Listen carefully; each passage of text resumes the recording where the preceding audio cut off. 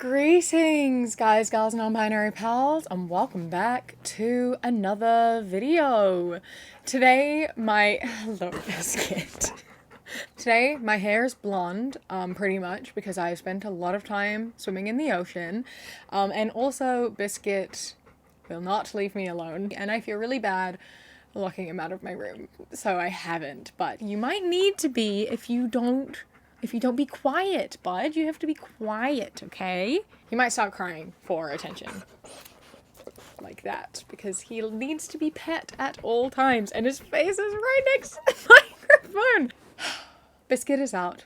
I shall proceed. What was I saying? Recently, someone sent me this Instagram Reels account and it piqued my interest. So I went on a bit of a deep dive down this Instagram account. It is quite a new account. It's only been around for a few months, or at least it's only been doing this sort of content for a few months. So I was able to get through it very, very quickly, and very quickly also decided that I had to make a video about her. So basically it is this woman called Latanya, and she makes content which is like her making a liberal leftist sort of general statement, and then it flashes to her, but just like wearing something different, explaining it back from her viewpoint. Yeah, we're gonna pick it apart. We're gonna have a look at some of those. But before we get into it, I would like to say a massive thank you to today's patron of the day, Brax. I appreciate you so much, and I hope that you enjoy this video. If anyone else would like to become a patron, go to patreon.com/savvycat. It starts at as little as £1 a month, and it means a lot. So yeah, thank you. All right, let's get into the reels. It's time for women to run the world. Yeah. Or maybe we already are. I mean, the majority of high school teachers are female. Elementary school teachers are almost all female. And if a guy even thinks about getting into early childhood education, they get the side eye. The majority of marriages are failing, and the majority of single parents are female. So we ladies have the market cornered for influencing the minds of the future generations. And children, especially boys, actually need strong male role models. So if we want our kids to have healthy relationships, maybe we should stop inculcating the notion that men are the sole problem in this world, because number one, who is raising them? And number two, behind that rich, ruthless man running the world is his wife. And if an average woman can get her man to punch a guy in a bar for so much as looking at her the wrong way, what do you think that woman can do?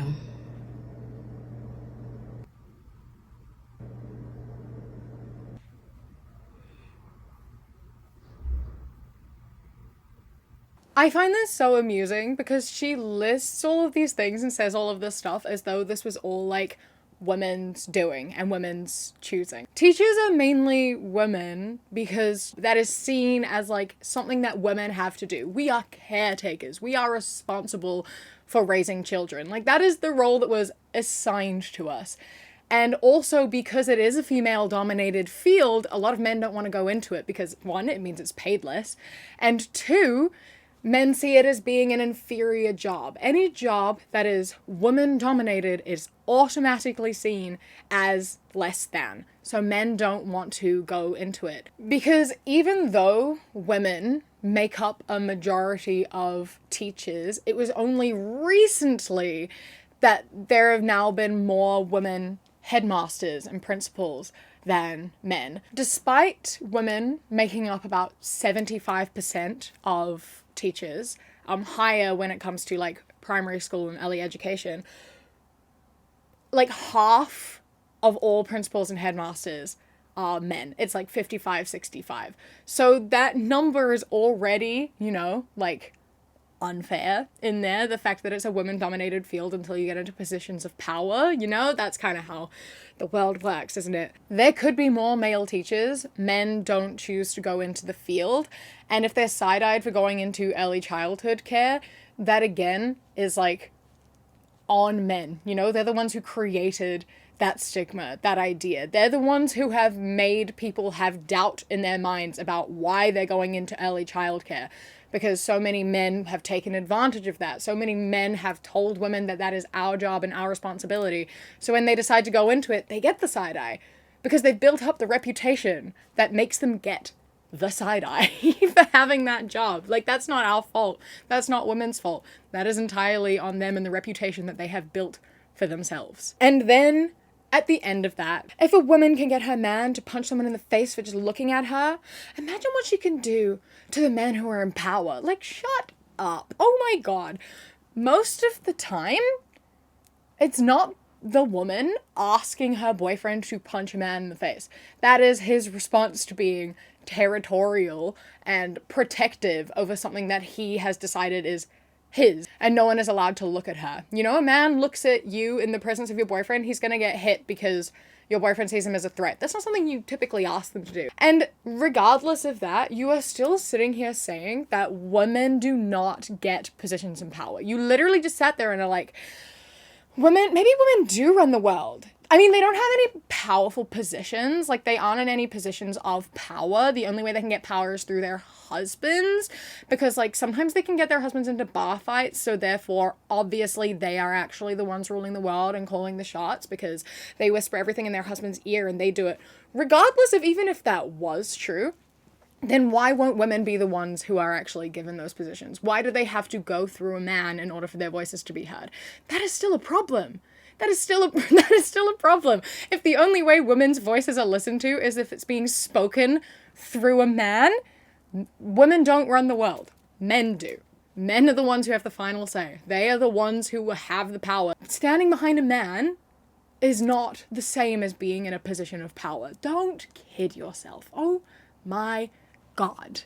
Not teaching children the ABCs of gender is an attack against the LGBTQ2S+ community. Okay, that, or telling impressionable children who could just as easily be convinced they are a caterpillar that they could have been born in the wrong body, priming them for a lifetime of confusion and medical exploitation is the definition of child grooming. Adults facilitating children to keep secrets from their parents is predatory behavior, and referring to the entire LGBT community as one homogenous hive mind that supports this is depreciatory and false, but necessary to erase the middle ground and any potential for civil discourse in favor of fueling the polarity and making victims out of both sides for everyone to pick a side and fight for, so society remains distracted, divided, and conquered.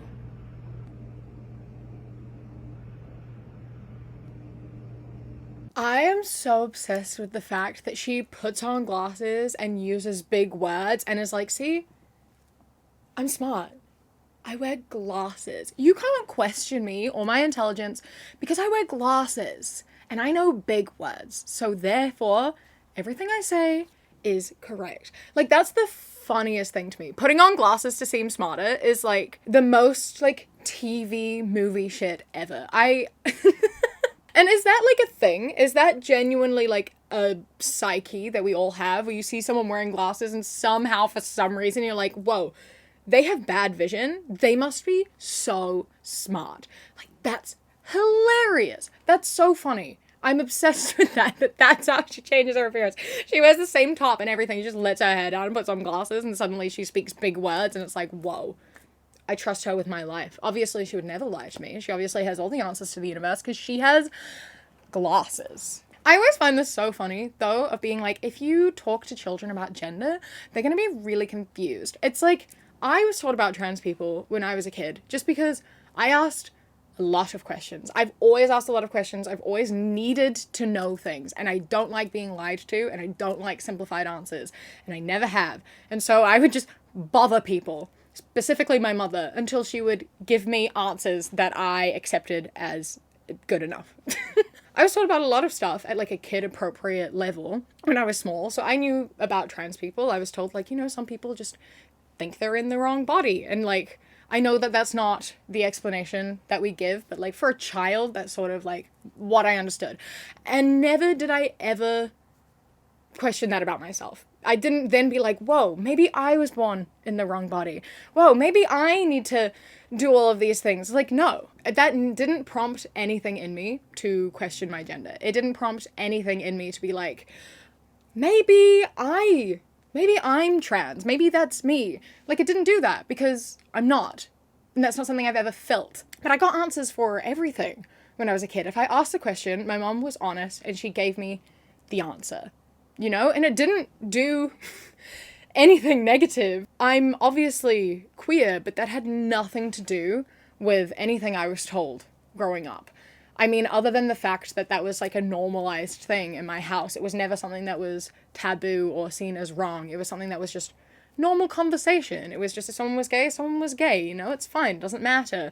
And one day you'll get a boyfriend or a girlfriend, like that sort of thing. Like it didn't ever matter. And I think that confused me even less. I didn't have to spend any time thinking about this or being confused by it or being like, what does it mean if I find girls pretty? What does it mean if I do this? Does this mean like, I didn't dedicate any time thinking about it because I didn't care. No one around me cared. I just was existing as myself as a kid with the knowledge of these things in my head and knowing to be respectful and that everyone is different and that is okay, you know? And I'm sure that for some kids who are told some people are born in the wrong body, or however parents explain it to their kids, you know, I'm sure for some children, they identify with that and they go, oh my goodness, that's how I feel, you know, and like having a word for it. And for them, sure, maybe then they'll start to talk about it and express it. But that's not because you've confused a child. That is because you have helped to unconfuse a child and told them that how they feel is normal and they aren't alone. And then they're going to spend less time thinking about it. And they're just going to exist. And if the other kids are told that that's normal, they're going to just let them exist without causing them any grief or bullying them or anything. That's the thing. We're just trying to make it normal so that kids all love each other and respect each other. You know, if you don't identify with it, you're not going to attach it to yourself. I think that people so underestimate the intelligence of children, and it really pisses me off. People genuinely just think children like don't have brains. They aren't people. They are just things, you know? And they talk about kids as though they have no knowledge and no understanding of their own emotions, of the world around them, of anything. Kids are smart. They are people. They know about themselves to a deeper extent than you will ever know about them. If anything, kids are more in touch with who they are than anyone else because they haven't been beaten down by society to repress these parts of themselves, you know? Saying that a kid could be convinced they're a caterpillar is such an attack on their intelligence. They know they aren't a caterpillar. You're not going to be able to tell them that they're something they're not and have them believe you. They might make a game out of it. Sure, kids love to play pretend. They love to play make-believe, you know? And so, like, I would pretend to be a pirate as a kid. Did I ever think I was actually a pirate? No. I loved to play mermaid as a kid. Did I think I was actually a mermaid? No. Did I wish I was? Sure. Did I pretend I was a lot? Absolutely. But that's something that's so different. There's something whimsical about that, you know? When you're talking about identity and the intelligence of a child, you really have to understand and respect that they are people and they have a deeper knowledge than you realize that they do. And by not teaching them things, that is what's confusing. Because if you don't tell kids what gender is and about gender diversity and different sexualities, not even in the sense of sexuality, but even just like some people have two mummies and some people have two daddies. Like that's all you really have to do. It stops confusion among kids. It stops bullying because kids bully what they don't think is normal, you know? So if they think everyone has to have a mummy and a daddy, when they see someone with two moms, they're like, that's different. Why are you different? That's weird. You know, you make it so it's not weird. If a kid in their class is trans, then they know about that and it's normal, then they're going to leave that kid alone. It's not going to make a difference to how they view this kid, you know? And in terms of like facilitating keeping secrets from their parents, that is a way to keep kids safe. That's literally it. You know, you shouldn't be sharing information with parents that is going to put your kids in danger. It's the same way that a therapist isn't allowed to tell anything that you say, even as a child, even as a small child. Your therapist will keep that to themselves unless it puts you or someone else in danger. That is the only time they are allowed to tell anyone. Even if you go into, like, I'm pretty sure, court of law, therapists are not allowed to share what you share with them, no matter how old you are. And it's the same in this situation, right? If sharing that information with a parent is going to put their child in harm's way, they're not going to share it. Maybe you should be asking why the kid feels the need to hide that from their parents, why a kid doesn't feel safe expressing themselves to their parents. If there is a child who comes into school who wants to use she, her pronouns and wear dresses, where at home they aren't allowed to do that, maybe you should be questioning the parenting of those parents who don't make them feel safe enough to do that at home. Maybe that's where it should lie. Maybe we should be focusing on the fact that some parents love their kids conditionally, and teachers just want to keep them safe. I'm not smart enough to homeschool my kids. Are we not smart enough? Or have we been conditioned through years of schooling that we are not capable of assessing our worthiness? In fact, our self-esteem and self-trust can only be determined by the expert opinion of certified officials who reward only those who do exactly what they are told with confidence, the amount of which is also determined by them on a scale of A to F, because self-confidence before conformity is a problem in a hierarchical society that depends on the subordinate majority doing exactly what they are told.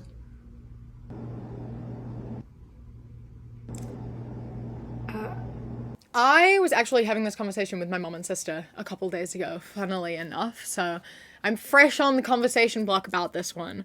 And like, there's many reasons, right? Although I do agree that the school system needs changing, it needs reviving, and we need to completely relook at the way we teach and what we teach and how we examine that and the way the school works. I agree that that needs to change. But I do believe that school is incredibly important. It is not just about academics. It is not just about learning maths and science and English and all the other massive range of subjects that are available at school.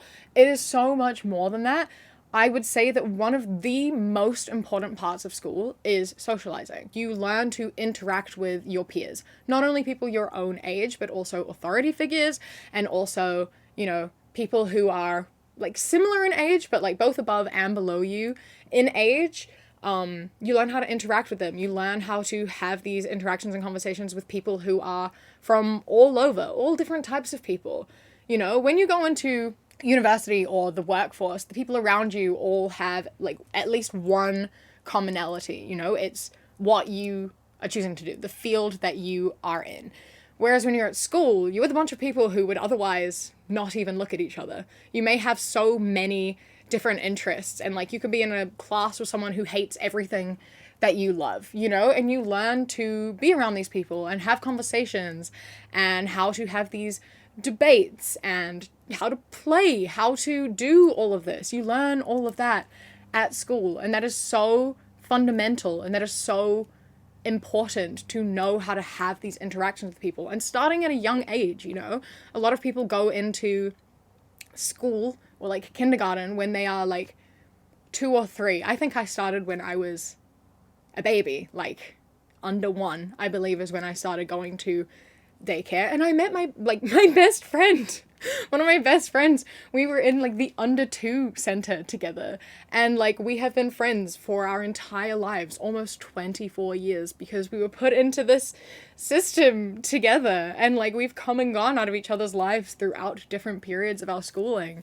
And like I just went away with her a few days ago with her family, and like I'm so grateful for that relationship. It is just a second family to me, and like I have that because of the school system, like that is what gave me that love and that second family that means so much to me. And like I met like Kat at school, right? In year 7, we went to intermediate school together, and now like we work together, we live together. Like she is my best friend, and like again, I got her through school. I met all these amazing people who are such an important part of my life.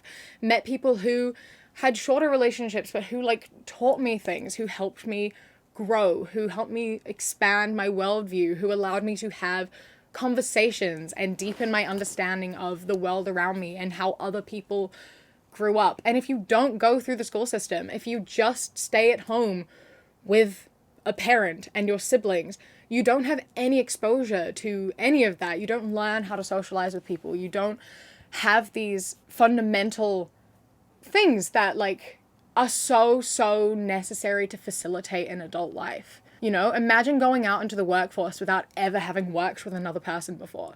Like, you're gonna struggle. Even, like, all of that aside, everyone learns differently, right? As I said, we do need to relook at the school system because the whole thing is just, it is very black and white, and it does promote conformity rather than individuality. But I also went to a school that was a little bit different to that. I went to the only high school in the country without a school uniform, and most of our learning was discussion based, and I found that that is really what helped me thrive. That is what helped me learn.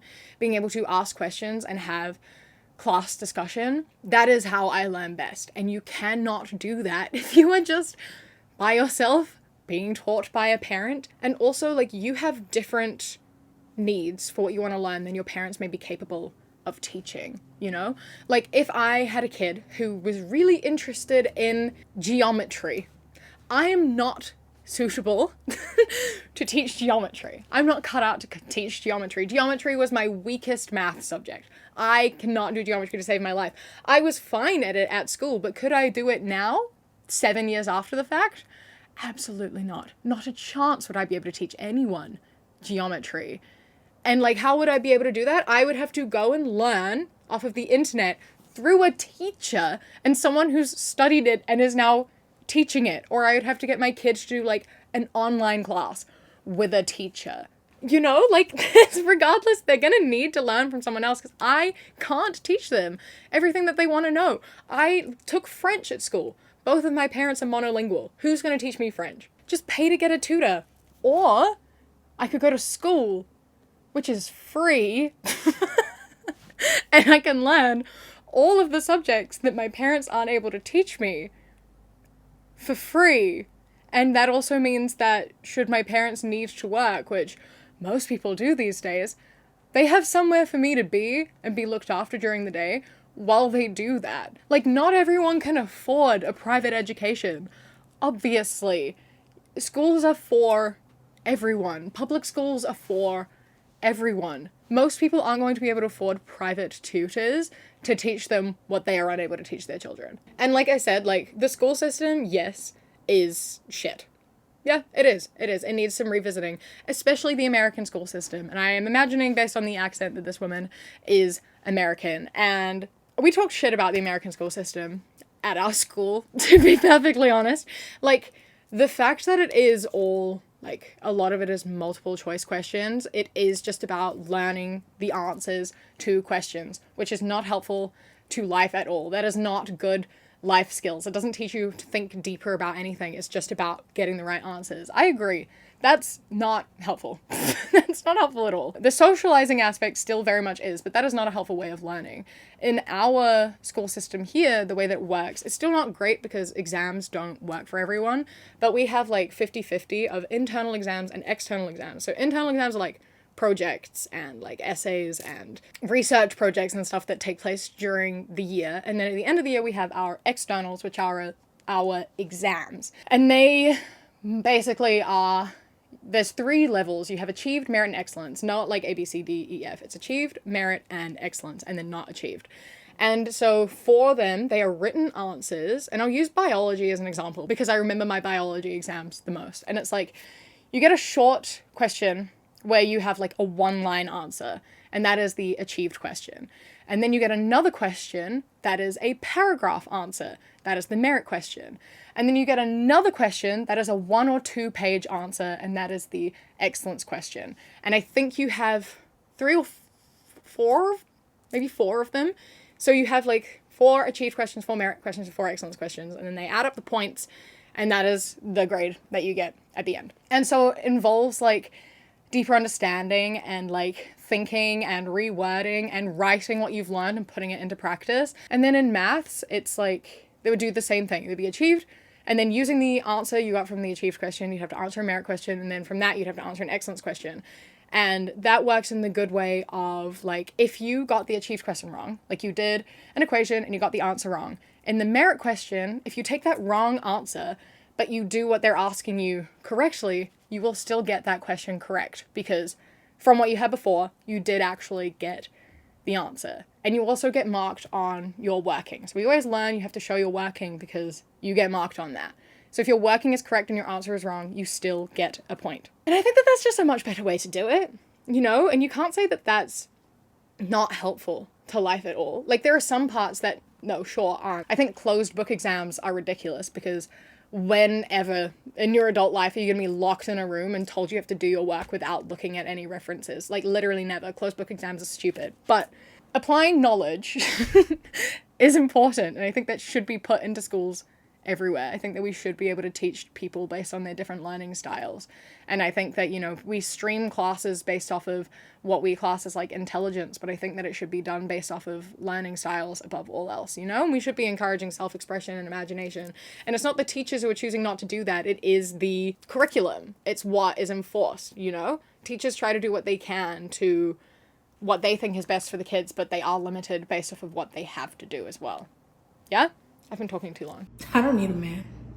Really? Or have we as a society so greatly exalted this strong, independent female archetype to the point where we are dealing with generations now of little boys who grew up to be the men that their own mothers unconsciously taught them that they didn't need, who were outperformed in a school system that favors the more docile demeanor of little girls, while they were conditioned to believe that they're toxic and the really strong-willed ones were just put on Ritalin. All the while, we're not realizing that we're creating the weak men that no one wants to date and forcing women to become the men they used to want to marry and leaving little boys without someone to show them how to be the man that women need.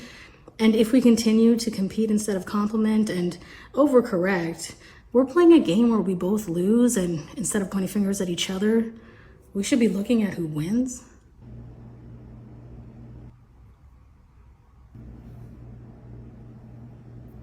I love starting with, for generations now. No? No? Even if you're trying to say that men these days are all weak and, you know, we've been told toxic masculinity is bad, that's a very recent thing. I wouldn't say that's been happening for generations. It's not even really happening now. You just like to pretend that it is. School still very much favors the learning of boys, and that is evident through ways such as dress codes, where if a girl, like, shows her shoulder or her skirt is a little bit too short, it's, you're distracting the boys. I need you to leave class and go home so that the boys can focus and learn. Like, why is my education less important? Why do I have to change my clothes and miss my class and miss my learning because a boy deserves to learn more than me? Because he's distracted by me, and obviously it's more important he learns than I do. Rather than just being like, hey, dude, stop looking at her. Focus on your work. That's just one way that shows that boys' education is favored. And then talking about like how boys are all suppressed. They're all on Ritalin, which is because they're too loud. It's like, have you considered all the girls who are struggling with ADHD who have never been diagnosed or given the opportunity to get on Ritalin, which is something that may help them with their learning? And the reason is because we've been taught to be quiet and docile. Even if we are struggling, we don't voice that. We aren't allowed to act outside of the mask we've been taught that we have to have. There aren't very many tools for girls who have ADHD and who struggle because it's never been seen as a priority, because we display it in a different way than boys do. That's never been looked for because it's not as important. It's only very recently that girls have been starting to get diagnosed with ADHD, and it usually happens much later in life. I only got diagnosed last year, and it would have helped me so much at school if I'd have known, you know? If a boy is being noisy in class, he's told to go sit next to the quiet girl. Distract her instead. You know, you're distracted in class. Go sit next to that quiet girl. And taking you away from your friends and the people that you enjoy sitting around and forcing you to sit next to this boy who doesn't want to learn and just wants to distract you. That is something that we have pretty much all experienced, I'm sure. The amount of times that we had to sit boy, girl, so that people didn't chat. The amount of times that the loud boy would be seated next to me because he was a distraction to the class and maybe I could keep him under control when I was like 9 years old. It's always been our responsibility to make sure that the boys learn, even if it is at the detriment of our own learning. That's always been how it is. Saying that girls are favored and do better, that's not our fault. It's not my fault that the boy in my class decided that he wanted to talk through class and make jokes and be loud.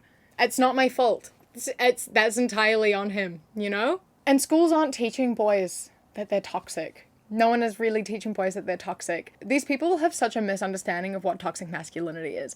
No one is saying that masculinity itself is toxic. It's when you take those traits and maximize them, then they become toxic. If a boy is violent to display dominance and strength, that is toxic masculinity. That is him thinking that he has to prove himself masculine enough by being violent.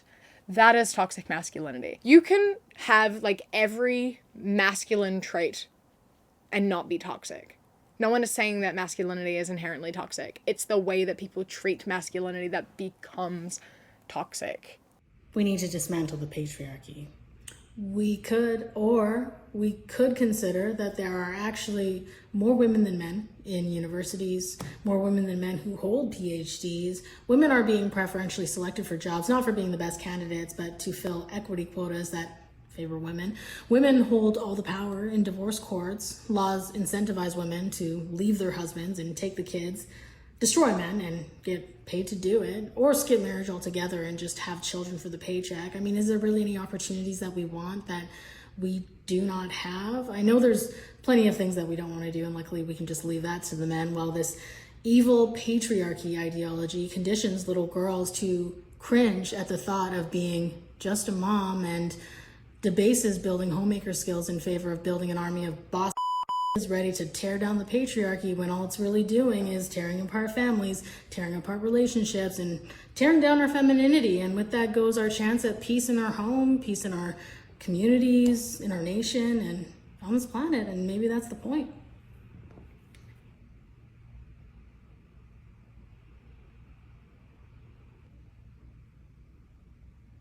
Saying that like feminism and tearing down the patriarchy is destroying relationships and leading to divorce and hyper independence and yada yada yada is so funny, because like maybe men should just respect that I want to be their equal.